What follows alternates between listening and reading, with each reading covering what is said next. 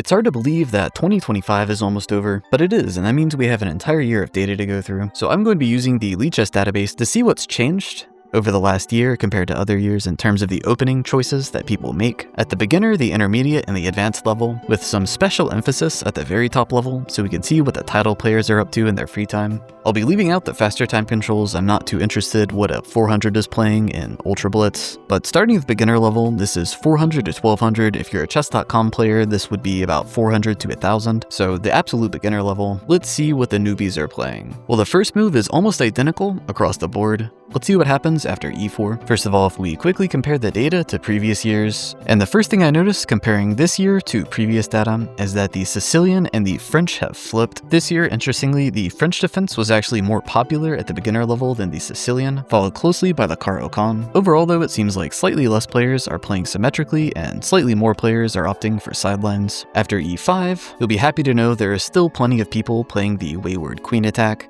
But more importantly, there are way more people playing the Vienna and way more people playing for main lines. Speaking of main lines, this is also the case on the black side, with way less players opting for moves like knight f6 and instead opting for main lines as black. And at the beginner level, the Italian game remains king, with 43% of games played, up from 40% in previous years. Interestingly, the Spanish, also known as the Ruy Lopez, has dropped in popularity dramatically at the beginner level and has instead been supplanted by d4, the Scotch. I think the Scotch is a great beginner opening, but I'm not really sure what caused this switch. Let me know if you know in the comments, let all of us know. But moving on to d4, after d5, a symmetrical defense, you'll notice that the London has taken over the Queen's Gambit at the beginner level as the main line. If you've been on chess YouTube for more than 5 minutes, this makes perfect sense to you. But something else to point out is the seeming resurgence of the Calais system with knight f3.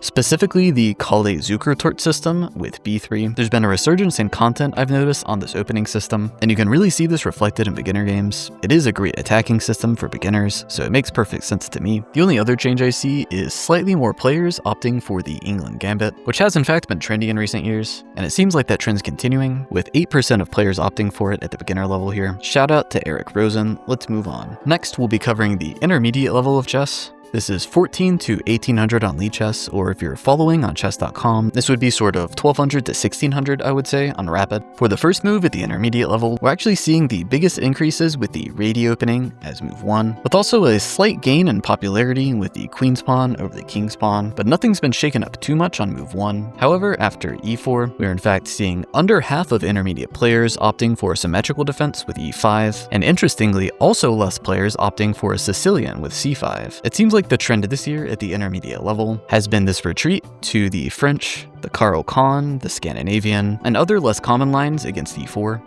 First, let's look at what happens if they do play e5. The only real change I see here is a slight gain in popularity in the Vienna and a slight decrease in popularity in the center game. Besides that, the numbers are all about the same, and after knight f3 and knight c6, it seems like players are once again abandoning the Ruy Lopez in order to play the Scotch, and more interestingly, the Ponziani has gained a lot of popularity this year. If you've been playing the Ponziani and you know why it's been more popular, let me know. We'll take a quick look at the Sicilian since it's more popular at this level. And it seems like the biggest differences here, if we take a quick look, are there are actually more people playing for the open, but at the same time, more people playing for formalized sidelines, like the Smith-Morra, and like the Alpin Sicilian, while interestingly a decrease in the closed Sicilian. Now it's time to look at d4 at the intermediate level. And across the board, things are mostly the same, with slightly less people preferring symmetrical chess in the Queen's Pawn game, and slightly more people playing the England Gambit, which has been trendy in recent years.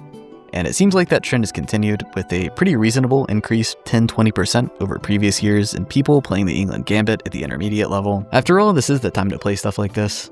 And after d5, c4 has, as we can see, taken over the London as the main line in d4, but there still is a very noticeable increase in London players compared to the average, sort of before this whole YouTube era. Numbers definitely are still elevated, and it's also at this level that we've once again seen an increase in people playing knight f3, playing for a Calais system idea. You'll love to see it. Final thing to point out at the intermediate level in the Queen's Pawn game is the slight increase in players opting for knight c3, the Shakorin variation, usually hoping of course to play the Jobava London or the Richter-Veresov attack. Speaking of, after knight f6, you'll notice that 53% of players opted for the Jobava London. If we compare this to previous years, you'll see that number has risen very, very dramatically, with way more players in the past preferring the Verisov, but these days the Verisov is pretty extinct. Let me know if I should make a video on it. And I almost missed this, but there's actually way more players playing this gambit here with e4, the Hupsch gambit, going from 6% of games played to 10. I don't love the engine analysis, but it seems like it's working out for people. And finally, we're good to move on to the advanced level. The advanced level on Lichess I would consider 2000 and above. If you're following along as a chess.com player, this would be the equivalent of about 1800 and above ELO. Right off the bat, nothing has changed too drastically with a couple of exceptions, mostly in sidelines. First of all, the radio opening has once again gained some popularity at this level, alongside interestingly the bird opening with f4, which is sort of playing the Dutch as white, but otherwise everything's remained mostly the same. Let's look at e4 first. The first thing to note is that at the advanced level, the Sicilian is currently the main line of e4, with 30% of players opting for Sicilian over 29% of players opting for a symmetrical game with e5. Comparing this to previous years, it used to be the other way around, with the Sicilian still being extremely common. But you'll notice below that we are seeing the exact same trends we saw at the other levels, with this huge rise in popularity in the Caro-Kann and in the French defense. There are even more players opting for the Pyrrhic and slightly more players opting for the Scandinavian. I'm interested to see if this retreat to sidelines, we'll call it, continues going into 2026, but I guess we'll see in that video. Starting with the Sicilian, it looks like we have slightly less people playing for the open and slightly more people playing for sidelines, but interestingly not the closed. Instead, we have slightly more people opting for the Smith-Morem and significantly more people opting for the Alapin Sicilian, alongside people realizing that bishop c4 is really bad here. And honestly, it's hard to say how much of this is a change in playstyle and how much of it is a change in accuracy, considering so many fewer players are opting for weird sidelines like the boulder attack. But overall, it seems like lines like the Alapin is where chess openings are sort of trending. Players who perhaps don't have all the time in the world to study theory are picking up these good, solid sidelines that are played maybe 10 to 20% of the time. I'm interested to see if that's a trend that continues up to the very top level. Next, we'll look at e5, and we're seeing most of the same trends from the other levels. First of all, you may notice there's way more people opting for the King's Gambit at the advanced level, but this is always the case at the advanced level. This is actually slightly less than it's been in previous years at 9%. And other than the King's Gambit falling in popularity some, the other big changes I notice are more players opting, again, for the Vienna, and less players opting for a center game. But besides that, the distribution remains mostly the same, with an additional 2% of players opting for the mainline King's Pawn. Let's see what happens after they play it. First of all, it seems the Philidor's fallen slightly in popularity, but we still have more people playing the main line, with 74% of players playing knight c6 as opposed to 72% in previous years. And the trend that we see here, interestingly, I think is the exact same as the trend that we saw at the beginner and intermediate level. While the Italian remains the most popular choice, the Spanish has fallen slightly in popularity. Meanwhile, the Scotch, a 3-knights game, and the Ponziani have gained popularity. And there are actually some pretty dramatic differences in d4 at the advanced levels. These are previous years. If you look, you'll see about half of players in previous years have opted for the Queen's Gambit, about 20% go for the Calle, 17% for the London, and then knight c3 is all the way down here at 4%. But if we look at 2025 games from 2025, we'll see the main line of the Queen's Pawn game, the Queen's Gambit, has fallen in popularity, and there are actually less players opting for the London, and instead players are opting for knight c3, the Chigorin. And I would imagine after they play the Chigorin, we'll see the same pattern we saw at the other levels. And sure enough, 64% of players here opting for Jobava. The Richter Verisov attack is absolutely in shambles. And just to show you how crazy this is, I'm just going to quickly go back and forth between 2025 and 2020.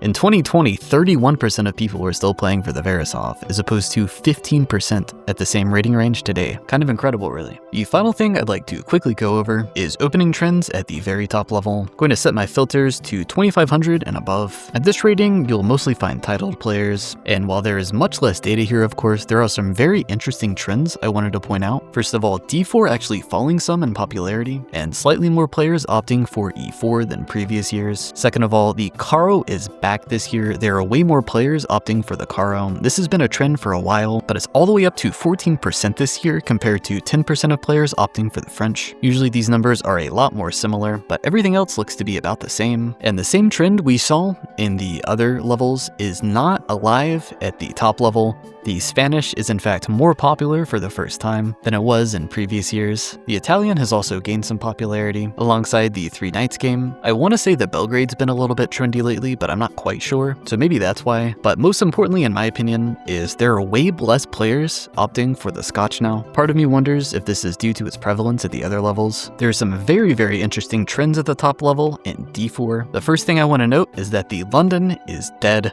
It has gone from 10% of games played to 6% in 2025, and it is not scoring very well either. I would imagine at this point in the internet, everyone's pretty booked up against the London. I would imagine this is no exception if you're literally a Grandmaster level player. And instead, we've seen a huge increase in players opting for the Queen's Gambit, and once again, for Knight F3. But this time, if we follow, they don't really play for the Calle-Zukertort. Instead, the more common line that we're seeing seems to be the Catalan. And if you've been watching any top level chess lately, that should be no surprise. The final thing to note is that the expert level are also being contrarians. This is previous years, with Knight C3, with less at the top level opting for it in 2025. I assume like the London's become slightly predictable, and although it's a new opening, I feel like most people are pretty booked up against the Jobava London now. And let's see if the experts are putting a nail in the coffin of the Verisov attack.